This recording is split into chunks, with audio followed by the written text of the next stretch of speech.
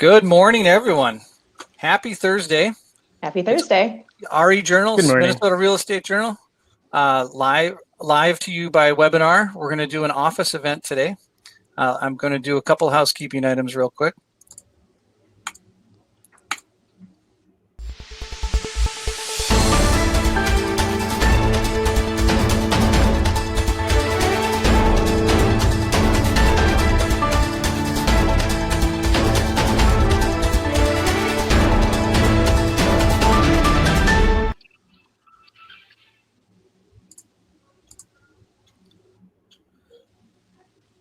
We have three great panelists today. Before we get into that, I'm going to wait for people to get online here. We're at 176 online.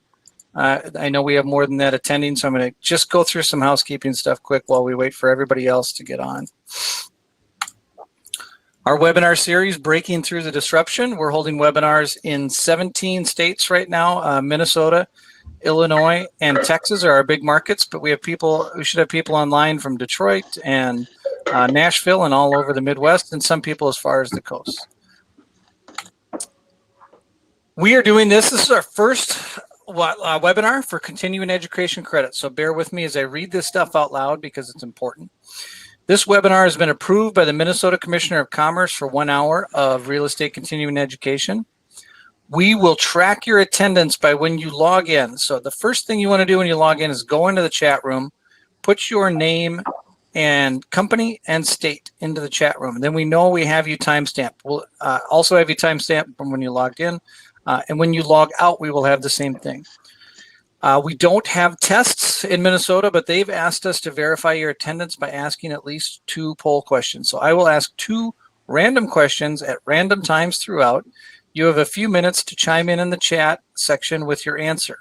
I will also put up a poll, but the poll may or may not work. We're trying that out this time to track who the person is that answers. So I want you to make your answer in the chat room so then we have your name and timestamp on it. If you have questions about CE, you can see here in small print. Call Katie. That's her email address, phone number 952-405-7782. Katie is our awesome new event planner in Minnesota, and she can help you out with all kinds of questions. The internet is being shared by many people these days. So if you have connection issues, I'm showing 4 bars. We have a dedicated server, so we shouldn't have much of a problem on our end with the 300 people or so we're expecting today. But if something happens, it's likely in your end. What I want you to do is hit the reconnect button. That's right at the top of your screen. That arrow should be pointing right around to that area. If that doesn't work, make sure you're using Google Chrome. And if that doesn't work, close your browser out and start over again. That usually the connect button should fix everything. The chat room is to the right or below, depending on whether you're on your phone or on your computer. And the poll section is there as well.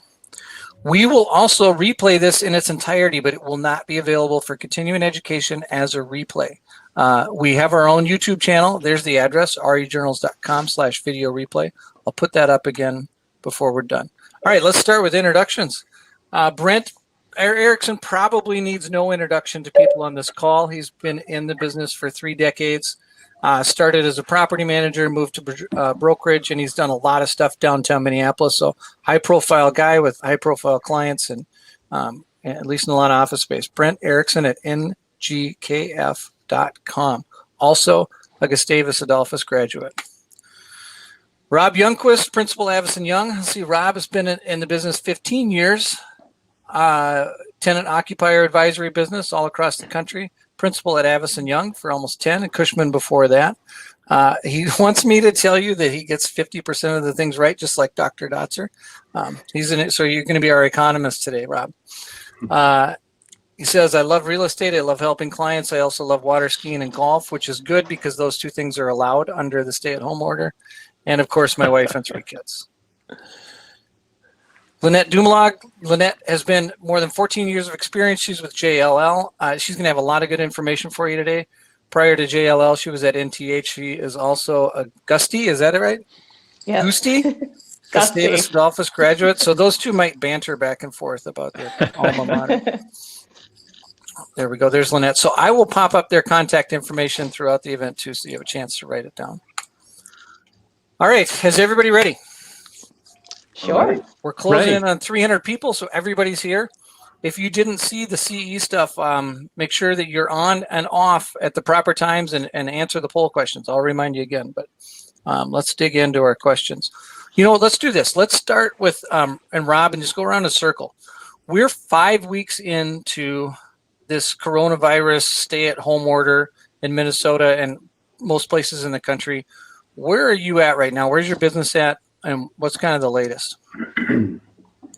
Well, I can start. I think, we're still navigating through a bunch of stuff. I think the last month has been talking with companies about how we save them money, how we manage the next steps, and no one really knew what their next steps really were. They don't really know what their revenue looks like. They don't really know how they've been hit or, what the future really looks like. So, I think people have finally settled down a little bit in the corporate world and starting to actually take action steps on what their next steps are.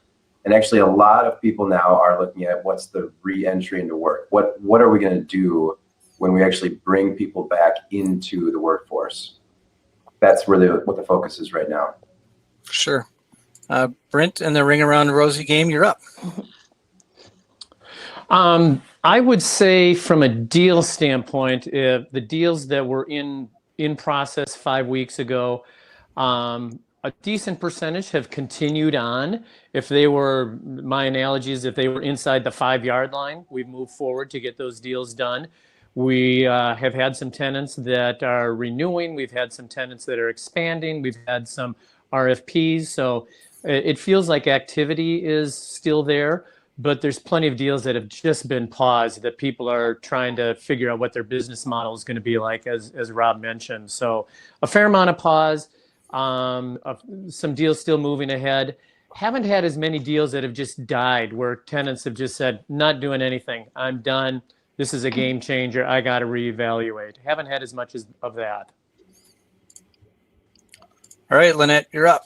Yeah, very similar to my other panelists. Deals are still getting done, but there have been a number that are, let's take a pause. Let's see what it looks like. We're not entirely sure of our revenue just yet. We're not entirely sure of all of the factors that play into our own business making decisions because they might have to change. Those assumptions might have to change. But if you are an entrepreneur and you're starting off a new business, this time is actually pretty good because everyone else is worried about their existing business. But if you're coming in and you've got your solid business plan, you've already started this process down the road, you could argue that this is kind of a buyer's market, and we'll go deeper into that as we get down in these questions. But from the most part, deals are still getting done. Some are being slow walked. Nothing has totally died yet. But it all depends on the user and it all depends on the client. I love your comment, slow walks. That's a good way to describe where we're at in week 5. Yeah. So the biggest question we've been getting on our webinars is lease negotiations. So can any of you give us insight as to where things are at? Are you currently negotiating blend and extends, or I can't pay, or what's going on out in the marketplace that you can talk about? Yeah, I can go first. Go ahead, Rob. Yeah, I think it's all across the board. When you look at what businesses are asking for you have to take a lot of factors into account. Is the company applying for PPP loan? Are they applying for disaster recovery? Is it a company that laid off 50% of their people? Is it, a huge corporation that still has to make decisions and strategy to go forward? It's all across the board. So some of our clients were still negotiating free rent. Most of our clients are not willing to extend long-term. So most of these companies are saying, just help us out today. We may extend for 3 months that you gave us, 3 months free. We may pay back the rent that you gave us for free over the next 12 months, but get us to August 1st, get us to a point later in time compared to April, May, June. I think the conversation has shifted a little bit, specifically with our clients that are under 500 employees and who have got the PPP loan. I've advised a lot of my clients, pay your rent, pay April, pay May, and then let's assess it in June. So in terms of those middle of the lease negotiations for free rent and other concessions, they're still ongoing, and we're still dealing with landlords and lenders alike. Yeah, I'd say very similar, that what we're experiencing is that, and I think paramount to anything that's, happening right now, is that you just need to communicate. The tenant needs to communicate to the landlord needs to communicate to their lender. And at some point we all have to come to some sort of consensus, and it's a case by case. So just like Rob said, it could be evaluating really what is your need here today? How can we help you moving forward? But again, I'd say broad brush, like as long as people are still talking to one another, I think that's paramount at this time. My commentary, Todd, would be that it's really not a one-size-fits-all arrangement for tenants. We'll be talking to tenants that have a lease coming up in the next 12 months, and they're trying to figure out what their landscape is like. So we might be extending them for a short period of time to get their arms around it. Because I'm fortunate that the owners that I'm working with, their perspective is we want to keep these tenants around for the long term. And if that means we need to figure something out in the short term to be able to accommodate that, we're willing to do that. So there's a piece of tenants that might have a lease expiring in the next 12 months, and you're looking at solving that one way. If a lease is out 2 or 3 years, you're going to solve, and when I say solve, if a tenant's coming to a landlord saying, I need some rent relief, I got to do something different. We probably hadn't been in renewal discussions with that tenant, so that's going to take on a different arrangement. And we've got some tenants whose leases might be longer than 5 years. And so we're really looking at things on a case-by-case basis, not one size fits all. But I think landlords and tenants are really looking for the long term. They're not just trying to solve what the next 60 days are looking like. They're going to solve for the long term. And the mentality that we're seeing, and Rob and Lynnette, I'm thinking that you would second this, is that as those dialogues are happening, it's really a give and take. That if a tenant needs some rent relief, they're willing to talk about a lease extension. And if a landlord goes through and does their investigation of what the situation is, they're willing to work with that tenant so that they can have that tenant for the long term and not just for the short term. Oh, absolutely. I totally agree with that. And I think, Brent, your point earlier, if you have a few years on a lease and you've been in discussions regarding an extension or possibly looking at a relocation, right now, when I mentioned the slow walk, that's exactly what I mean. It's we got to time out. We got to evaluate everything that we're looking at right now. Our assumptions are changing. And as long as we keep an open dialogue with our landlord, and the landlord has to keep an open dialogue, obviously, with the lender, I think it's just a better position for everyone. So have any of you had lenders get involved in lease negotiations yet? I've heard stories that sometimes lender has to approve any lease negotiations. Any of you had anything like that? The quick answer is yes. I mean, we've had every single landlord who has a lender, they have to go to their lender, and lenders are all of different sorts. You have banks, you have huge insurance companies, you have pension funds, you have private equity. So it's really navigating what each one of those lenders requires. Some require a 10-page application that states every single problem with the company and why they don't have money. Others have a bank like US Bank or Tradition Capital, like we work with, and they're working with their landlords and their clients before we even ask them, right? So some lenders are actually calling landlords and saying, we are willing to help you. Here's what we're going to do. If you need more, let me know. Let's get through this together. So I think in almost every negotiation right now, if it involves just getting free rent, it goes to the lender. And we may not have that conversation, but it's important to understand what they're thinking about. What has been the reaction of those lenders that you've seen? Favorable? Most of them have been positive for sure. I mean, across the country, if you look at the last 10 deals that we worked on in the last week to negotiate free rent, I think we're 9 out of 10, if not 10 out of 10. And it's really it's really, our job is a lot different right now. I talk to these landlords and say, this isn't a brokerage job. This is just an advisory job. I'm better at talking to you than a tenant. And so I'm helping this tenant. I'm not getting paid. We're not doing anything like that. We're not doing a transaction. We're just trying to create goodwill on both sides and create a relationship where this tenant can stay in this building for a long time. And their lenders understand that too. And the difference here compared to 12 years ago when we hit the bottom, banks are very solid. Banks are financially secure. They're doing really well, or at least they have a good balance sheet. And this PPP loan deal, some of these smaller banks are making a lot of money. I mean, a lot of these smaller banks are actually taking their funds and saying, hey, we're going to take 50% of our earnings to help other companies. One of my banks, is doing that. Tradition Capital is who we've used a lot. And they're just fronting a ton of money because these PPP loans are paying a lot of money. The government is helping banks out. So I just think that banks are really willing to work with you. And even huge institutions, institutional lenders, we've seen positive results. I just want to also comment on what Rob has said and how our role, the typical broker, it's transaction, but in this moment, we're more seen as an advisor. So as Rob was mentioning PPP and, helping tenants through that and his clients through that, actually some of the conversations we've been having along with the CARES Act is some of the community development block grants that are available through the CARES package, which essentially gives money to organizations that are making investment in addressing the COVID-19 crisis.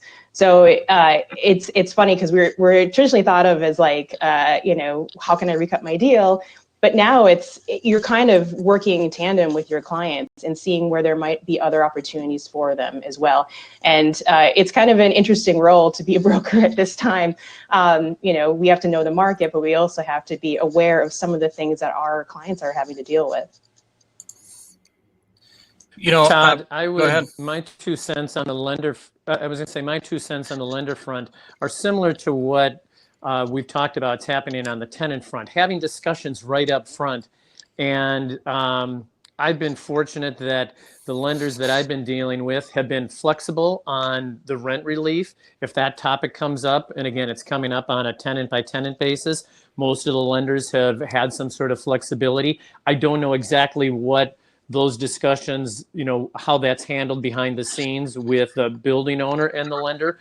But as Rob and Lynnette said, it's got to go to the lender for approval. Lenders have been flexible.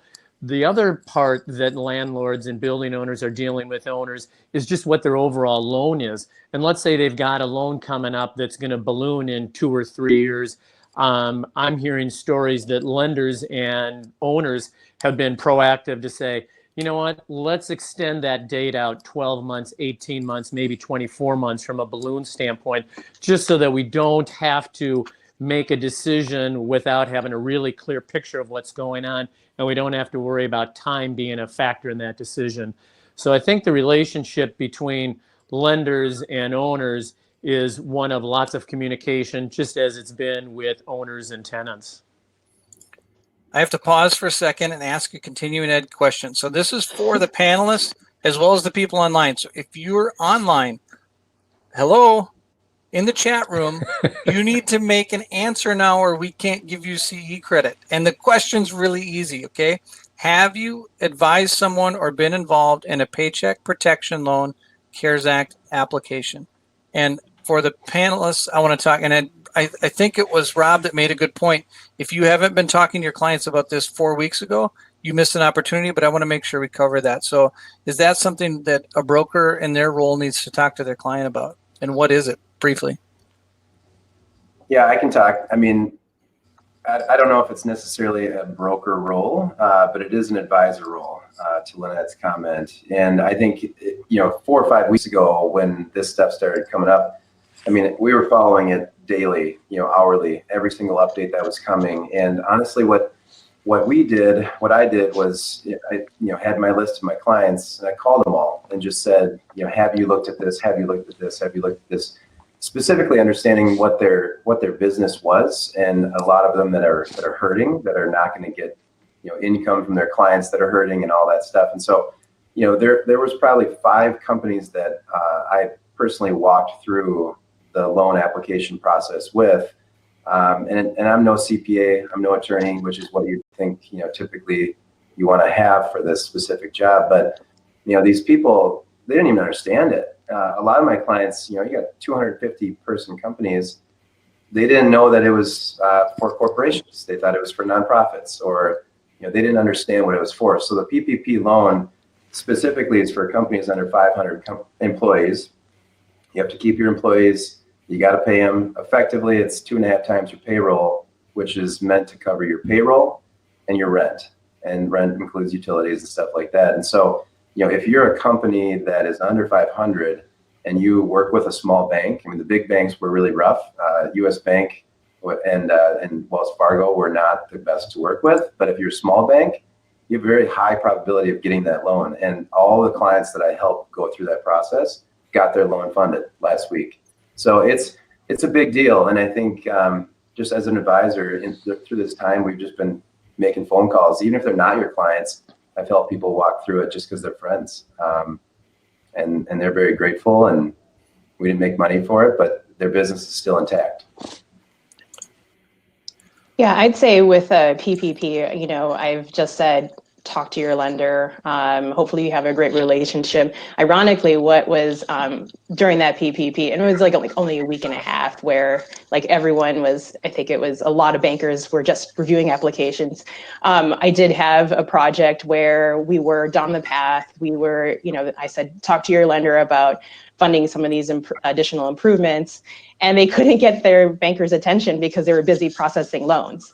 So I think it was pretty interesting, kind of a time frame where, your lender is very important. And then it's like, well, I can't really talk to you right now because I've got all of these loan applications to review. So that's kind of how PP has impacted some of my projects. Yeah, I've never seen a banker work on a weekend. They were all working all weekend. Yeah. Yep. What I've seen is as tenants are trying to figure out what their cash flow is going to look like, sometimes the PPP is, I'm using it to pay rent right now. And we're in discussions about, okay, are you going to use it for April rent, May rent, and how does some sort of rent relief maybe dovetail with that? We're also seeing other companies that are saying, hey, my cash flow has gone away. And so I might use this in the future, but can you help me out in the short term? So from a landlord building owner side, really understanding what they might need to use it for, what's most pressing from that tenant standpoint. Well, let's pivot quick then, because we're going to run out. This hour is going by really fast. Another question we get a lot is the co-working situation. And I want to tie that in because of our limited time to work from home. So maybe address first, are you working from home? Are you liking it? Are your co-workers or people working from home and liking it? And then does that impact the future of co-work? Brent?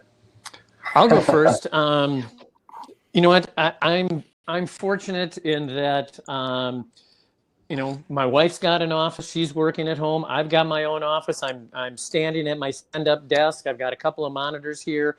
I'd probably work from home 5 to 10 hours a week anyway. So the transition of actually working at home for me has been decent. But I got to tell you, as I'm talking to tenants, owners, other brokers, it feels like the novelty is wearing off because, if you've got kids at home and you're having to teach the kids while you're trying to work and be on a video call, dogs around, it's just becoming a little bit more challenging. The novelty is starting to wear off. And so more often I'm hearing people say, I can't wait to get back to the office. Can't wait to get back to the office in some way, shape, or form. I'm ready to do what I need to do to be sanitary and safe and follow social distancing guidelines. But I think people have figured out how to work at home. But I think for a fair amount of people, it's not the ideal arrangement to work at home. Yeah, I can add to that. I think a couple things I'm seeing from our clients. I don't know about my coworkers as much, but the leaders of these companies are saying their people are looking depressed. As every week goes by, they're literally just their physique, it just changes, and they're just not as happy. And so I think people need just some social interaction, even if it's 6 feet apart.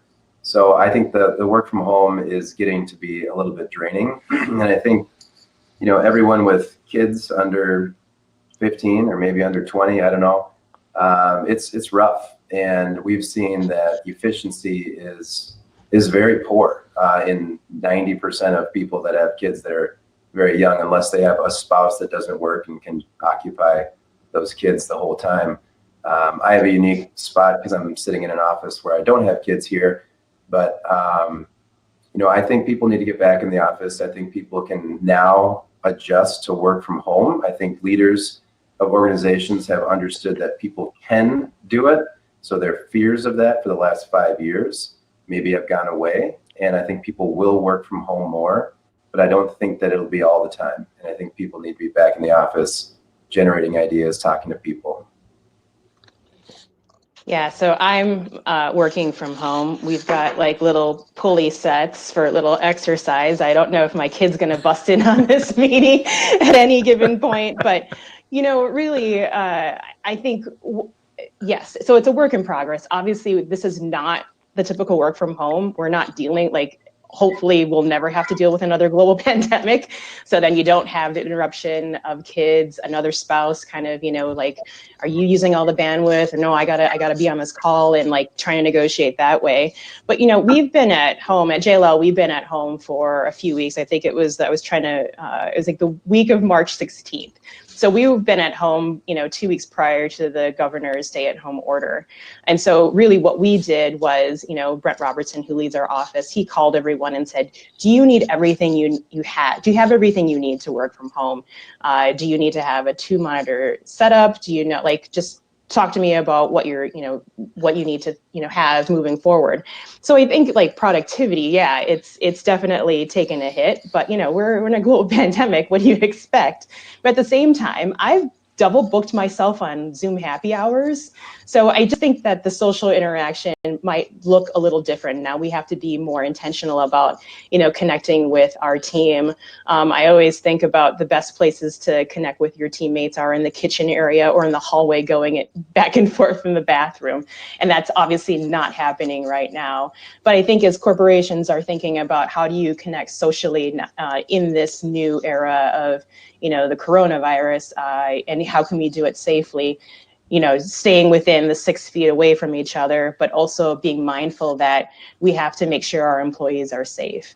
And so that's the next question. What does re-entry look like? Do we still do this? Do we still have a team that goes in, or, is everyone working from home? And I think that remains to be seen.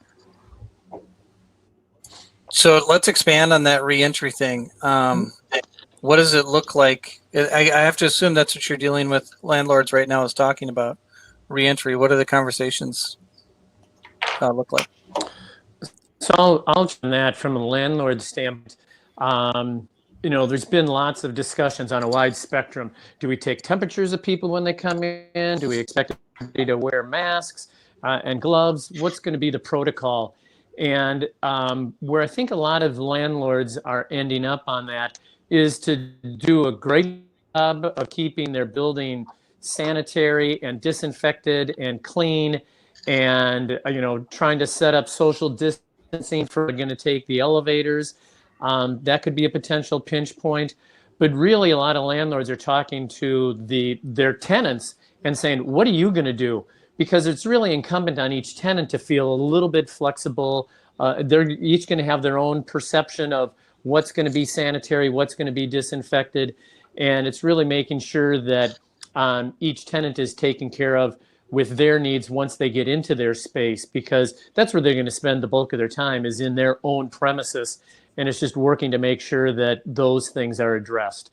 I think there'll be Purell stations around. I think people are just going to practice social distancing and being as sanitary as they can. Yeah, I'd say at JLL, we have, large corporate clients, workplace strategists, and what we're seeing, and some of those experts on our team are saying, we have 4 factors that we need to take into place when we do workplace reentry. One is, what are the local guidelines, government guidelines on how to, is it a stay-at-home order or is there no order? And really kind of following that, where you are in that process. We also, to Brent's point, how is a landlord keeping the building clean? What does cleaning protocol look like in common areas? Are common areas even open? Is the fitness open? And if so, how are they making sure it's clean? Is our common area conference room, is it clean, or now are we going to have to limit the number of people that can be in those spaces? And then, of course, you have the organizations and the businesses themselves. Do they have great protocols in place about, if you really are sick, if you're sneezing, that's like the worst thing, like allergies right now are the worst thing to have because everyone assumes that you're sick. So are there protocols in place for making sure employees say, yes, I'm going home because I'm not feeling well. I don't want to, get the rest of my team sick. And then, of course, it's up to the individual as well. If the individual doesn't feel safe to come into the office, then, it's up to the individual to say whether or not they want to work there, given some of the things that they might be feeling pressured to either come into the office when they don't feel safe. But really, I think it's incumbent upon all of those factors to kind of work together. The landlord and the tenants and the employees will kind of guide how we kind of move forward and re-enter into the workplace. Yeah, and I guess my add to that would just be, I think it's going to be a phased approach. I don't think, when we get to go back to work, I don't think they're going to have 100% of workers go in. I think you're going to phase it in. I think some people are going in Monday, Wednesday, Friday. Some are going Tuesday, Thursday. It's going to flip the next week, especially for the companies that have benching where, people are 4 feet apart. I think they're going to have a period of time where we're going to be every other desk, right? And it's going to be project based. Now that people know how to work from home, especially if kids go back to school at some point in the next 5 years, these people will be able to work at home a little bit easier. So I just think it's phasing. I think, to your point, Lynnette, I think people just have to be smart. And the reality is that 90% of the workforce is not the ones that are at huge risk. It's, it's different age groups, it's different diseased people, it's different situations all over. But for every 30-year-old person who's been dying to see people, they're not at huge risk. So they can wash their hands 18 times a day and, we should be okay. I think too that really, it really has an organization really think about their employees. So taking into account what is a worker, what is the definition of an essential worker in the context of the organization. You need to have someone to be there to open the mail, someone there to make sure everything is okay. If they can't do their job at home, then they are kind of considered an essential worker. And I think that, organizations also need to take a look at, to Rob's point, are there, I don't know how else to say it, are there people that might be in the demographic that are potentially going to be impacted by COVID-19? Older people.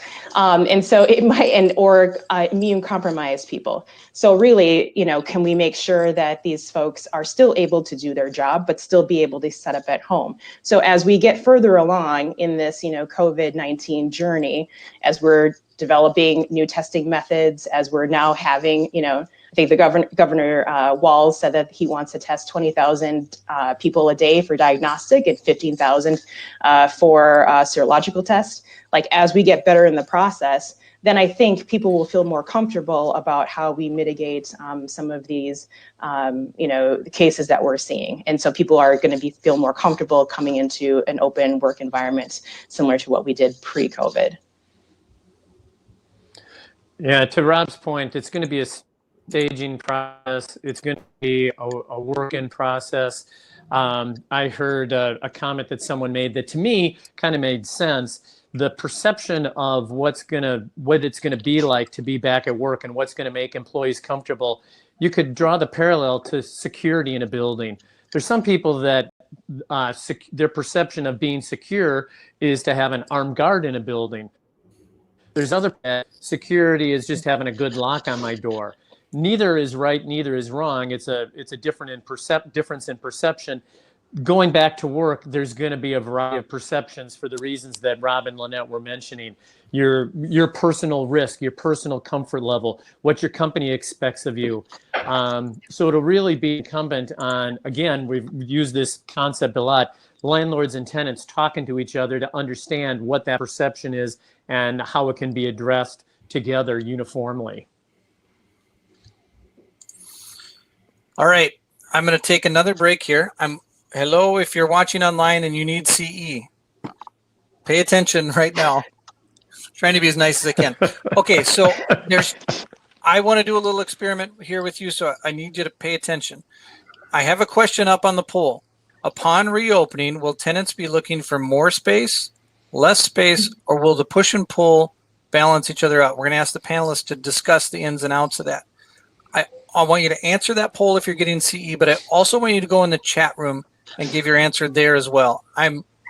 We tested it, and it should give me the timestamp on the poll, but I just don't feel 100% certain in that. So please go in the chat room, answer the same question. Upon reopening, will tenants be looking for more space, less space, or will the push and pull balance each other out? And Brent, this was a question you brought up on our prep call, so I'm going to ask you to go first. What's going to happen to the need for space? Rob and Lynnette have both talked about how over, the last 5 weeks, it feels like things have been changing weekly, daily, sometimes hourly. And I think this is one of those elements that I felt has changed over the 5 weeks. As I mentioned before, it felt like the novelty of working at home was something that businesses could take advantage of, that we made the transition. People are working at home. Do I really need as much office space as I thought I needed? I can have people work at home. Well, then after working at home for a couple of weeks, it was maybe not quite as convenient. Employees weren't as productive. As Rob and Lynnette have both mentioned, there's this desire to interact, and that happens at the office. So where initially the thought might have been, yeah, there's going to be a fair amount of downsizing in the office world, then maybe not so much. Maybe we're going to have more people coming back to work than we initially thought. Then what I've heard recently, and what's an interesting concept, is that to embrace the social distancing and the safety element in the office, our business is going to change from, and I'm using this as an example, 175 square feet per employee to 250 square feet per employee, because you have to have bigger conference rooms, you have to have bigger break rooms, you might have more people in private offices, people aren't going to be in a benching environment. So it's interesting how that has evolved from, boy, office space is going to be condensed, to maybe it's going to be kind of neutral, to I think there could be cases that say, I'm going to increase the amount of square footage per employee just because I need to incorporate that safety element from a social distancing perspective. So I think, a lot of still needs to be worked through, but I don't think it's quite as clear cut as it might have seemed 5 weeks ago that every office was going to shrink because people could work from home easily. Yeah, I'd say it's going to probably balance itself out. Very similar. I've heard we benching. I don't, and I don't know if we will be able to recruit people if we're now shoving people into, 100 square feet. And, before it used to be, or before like 2 months ago, it was, collaborative spaces and kitchen areas and hospitality areas and, wonderful conference rooms. I think in the immediate need, we're just trying to figure out how we all work together. And then moving forward, it might just have to balance itself out. There might be more need for more social distancing space, but then also balancing the fact that not everyone's going to be in the office at the same time. What will change, I think, is janitorial service, because as people are coming in and cleaning surfaces, the virus stays on surfaces depending on what that material is, either a couple hours or a couple days. So I think that for sure we will see some new products, I think, online as it relates to cleanliness and the ability to make sure those surfaces don't keep the virus on there for very long. Yeah, and just to add to that, I think it's going to be really dependent on what the business is and what industry you're in and what kind of companies there are. I mean, if you're looking, look at our legal clients, they all have private offices, and it was already a trend to have less support staff. So you don't have, 18 support staff sitting on, in benching workstations. So, companies like that who are providing that service in that kind of environment, I don't think it's going to change a whole lot from a space needs standpoint. I think the other driver is going to be just what's the company's revenue. I mean, if you look at a company's revenue and their EBITDA, what it was last year versus what it was the first quarter of this year and what it is now, revenue drives how much space you can take, just purely because it costs more money to have more space. So I think that we will balance out from the standpoint of what people need. But I think there will be an impact in space and vacancy coming up, and companies needing to shed some space just purely because it costs a lot of money. Thank you, everybody online that's doing CE. This has been wonderful. It's the most busy chat room we've ever had. So this is neat to see. And some of the names on here, I have to tell you, as a company, Minnesota Real Estate Journal, RE Journals, we're going to do 104 events this year. We're still planning on all 104. But I miss everybody. I don't know about you all, but seeing these names on here, it's like, oh man, I just want to say hi and connect. So thanks for being on here, everybody. And let's continue to do this so we can get together, at least virtually. I figured out the private chat function. Sometimes that backfires and it sends it to everyone. So it's good to see everyone's names here too. I want to make sure we're opening it up to audience questions. So we've hit the high bullet points that have been on people's minds. So make sure, go in there, flag it as a question. I'll try to get and make sure we answer it. I want to go off track a little bit here. Our landlord in Chicago, in our Chicago office, has, in my opinion, slightly overreacted. In order to get into the office, you have to call in advance, and a security person will meet you at the door and escort you to your office. If any of you had any sort of stories of people getting locked out of their own offices or any other, potential nightmare scenarios for office users. We don't have a nightmare scenario, but our building, US Bancorp Center downtown, owned by Piedmont, just put a protocol in place, which we agreed with. We already had that protocol in place for Avison Young, but I think the protocol is only 2 people can go into the office, and if more people want to go in, we have to notify security. They're not going to, call the police or anything like that. But I think that's consistent with all the tenants in the building. If you're critical to the business need and you have to go to the office, like collect checks or do something, you can enter. I don't think it's overbearing. I don't think it's a problem. Yeah, I think that's a fair solution. Yeah, I think from just the accessibility standpoint into an office building, it's tough for landlords to say, you can't come in. I mean, they may be able to put some protocols in place that are new and different, but I haven't heard of any buildings being locked down, and I just can't see a landlord making that decision when most leases give tenants the right to have access to their space. Yeah, and I guess what, our colleagues in the property management world, what they're doing is they're rotating some of the staff so they're able to practice social distancing as well. So on any given time frame, there might not be as much staff as it was the office tower full of tenants coming in. But it'll be interesting, I think, Todd, to your point, what it'll be like when you re-enter. If now instead of having 10 people in the elevator, now you're only going to allow 4. So what does that mean for an elevator ride to, thankfully, if you're on the lower floors, then you don't have that problem. But if you're going all the way up, I mean, it's going to be an issue.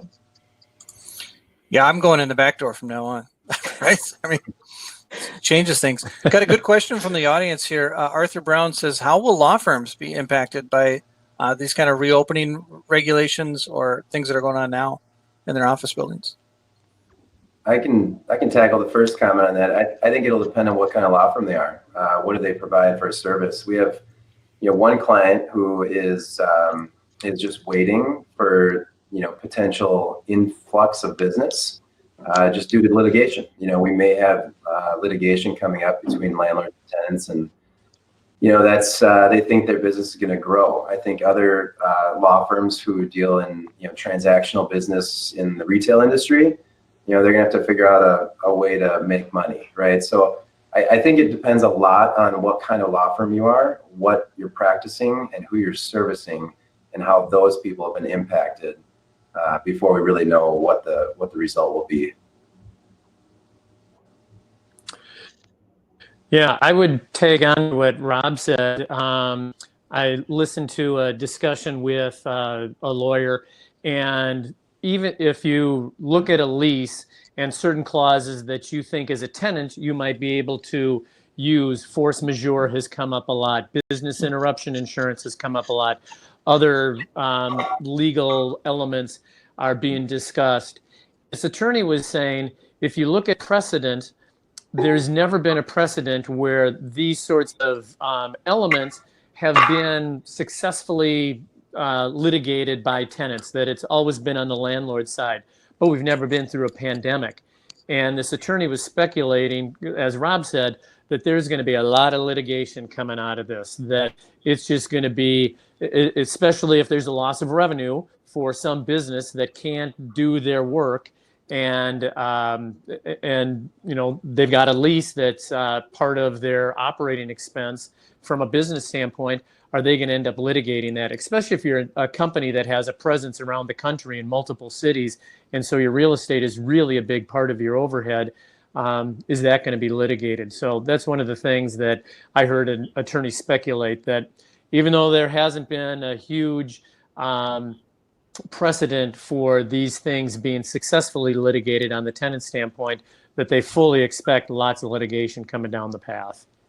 Yeah, I'm currently working on a deal outside of Minnesota, and there's a provision in the lease where it's flatly states pandemic doesn't excuse X. So there's some new creative lease provisions being discussed, and I think to both of our the panelists, it remains to be seen. And I think the issue is we've never had precedent before. So I think there's going to be in the next few months a lot of questions and a lot of testing of what does force majeure really constitute.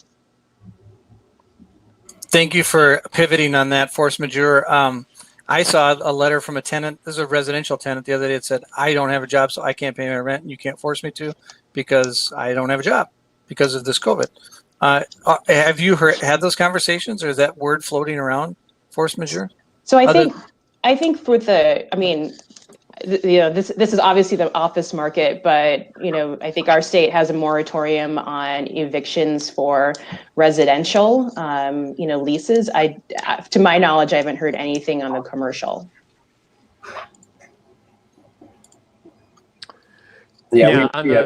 Todd, on the force majeure side, I haven't heard of anybody quote unquote successfully using force majeure to say, I don't have to make my rent payment or my lease isn't valid anymore. But that's the element that is probably going to be litigated. Yeah, we heard a lot of it early on in the first couple of weeks of the pandemic, that people are going to want out of their leases.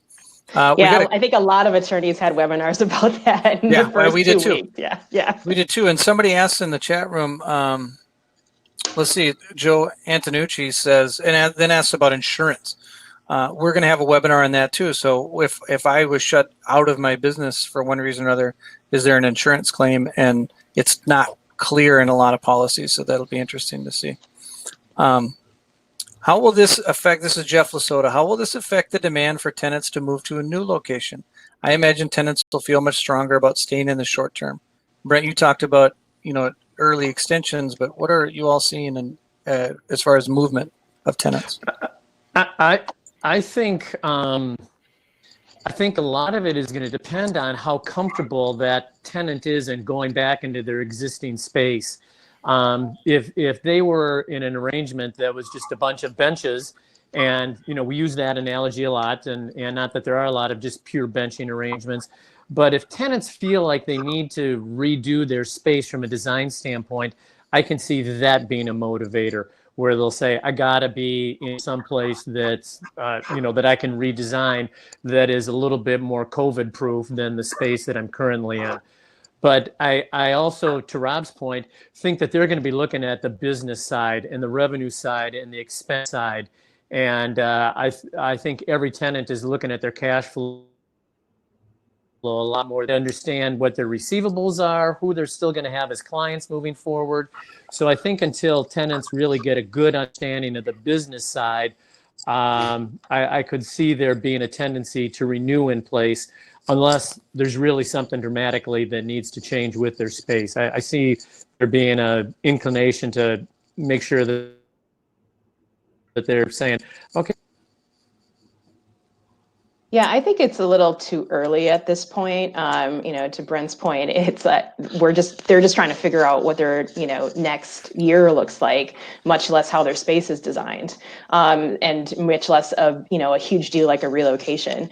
I think probably if it wasn't on the table, it is probably now on the table because it could be an option to relocate to space that is more focused on health and wellness of the employee, and making sure some of those things that probably weren't a factor, like, how do we handle common areas? Are there new materials that are products that are going to come online that, say that they're antibacterial? So I think there's a couple of things that are kind of to be determined in the next few months, but I don't think anyone's in a position right now to say, yes, we are moving and we are going to, design it this way, because I think a lot of it is to be determined right now. I can see some groups just saying, I got to be with the old and I'm going to go with the new. So I know I'm kind of waffling on an answer, but I think that there's going to be a lot of different motivations. And I can see some businesses just saying, I got to do something new, got to do something different, need a fresh start. If we're going to be working in a different normal, I need different space for that different normal. Yeah, I think from my standpoint, we're still advising clients. So, we're trying to get clients out of the emotional aspect of it and bring them back into the logical, the analysis, what we normally do for a relocation. And, if a tenant has a lease that expires, they still have to make decisions. And, just like it was 2 months ago, it may or may not be the right decision to stay. It might not be the right decision to move. We don't know that until we go through a 120-day analysis and all that stuff. But I can say too, we have a sublease in the North Loop, and we had a tour last Friday and are negotiating a deal to have this company relocate, but they're in WeWork right now. So the question earlier on co-working, how is that going to affect it? I think if you have a 20-person company like this is, and they are crammed into WeWork, and they're saying, you know what, we could probably get into 5,000 to 10,000 square feet and spread people out a little bit and not spend a lot more money, we're definitely moving, right? And we don't want to be crammed into WeWork anymore. So I found it interesting that we had a tour in the middle of the pandemic and we're in the middle of negotiations. So we had a question from Reed Christensen, said, can you address thoughts on the sublease market, the effect on that? Well, I can answer. I think we're going to have subleases for sure. We have one client specifically that, we just expanded and they laid off a boatload of people, and it's going to take them a long time to grow back and hire all those people back. So, we may look at a short-term sublease. I think it's too early to tell. I think people have to, get through their stimulus funds of whatever sort that they got or didn't get. They have to get through all the conversations with lenders and landlords and really understand, what does their horizon look like in the next 90 days. And then we can make decisions, but nobody's going to make rash decisions in the short term, I don't think. Yeah, I'd agree with Rob. I think our team is anticipating some sublease and a lot of shadow space coming on the market, but it's not going to be, it's going to be probably 6 months from now, as, organizations are trying to figure out what they're doing and how they need to pivot. So I do anticipate in the next, 6, 12, 18 months, a lot more shadow space coming online. And my add-on to that, if there's more space, I think the tenants that might be interested in subleasing are going to be inclined to do a lot more due diligence than they had in the past, because you're going to want to know why that tenant is subleasing their space. Is it because they had some financial difficulty? Is it because they just laid off a bunch of people and they don't need the space? I think there's going to be a lot more investigation of what the sub-landlord's financial situation is, what their business condition is, because if I'm going into a space as a sub-tenant, I'm one step removed from the landlord, and I'm having to kind of limit with. I'm really going to do some homework to make sure that situation is. Hopefully, none of you are seeing Brent's connection lag a little bit, but if it is, let's help solve that. Question from Dan Konzemius. If you've got a landlord that's not responding, how would you counsel your client to lease negotiations? Well, we've had a few not respond or not respond well. What I would advise, a lot of these tenants have gone to their landlords and just said, I can't pay anything. We're just not going to pay our rent. Well, when you're a landlord that might have, 200 million square feet of buildings, just using that as a big number, but you might have 100 tenants saying the same thing, but the 10 tenants who have put together a laundry list of what their financials really are, how many people they laid off, how their business is impacted, what they're shooting for the next 30, 60, 90 days, and how they're going to come out of this and how they're going to make it right. I would advise the tenant, maybe they've already done this, but I'd advise them, start compiling all that information. And if you need an example of like a lender checklist, we can provide that. I mean, we've got plenty of them, but lenders are typically responding better if a tenant actually puts forth effort as opposed to just says, I can't pay my rent, right? I think it's just more information is better. And if they really can't pay the rent, don't pay the rent. I mean, that's not a legal advice. We are not attorneys here. We are not attorneys. I am not an attorney, and I have nothing to do with it. And I'm 50% right. So I'll let you decide which part is right. But I have talked to tenants before who are in that position, and the reality is if you can't pay the rent, you can't pay the rent. And is the landlord really going to kick you out? I don't know, maybe. But if you can't pay the rent now and in 60 days you can, well then stroke them a check in 60 days and say, I'm sorry. Thank you for understanding.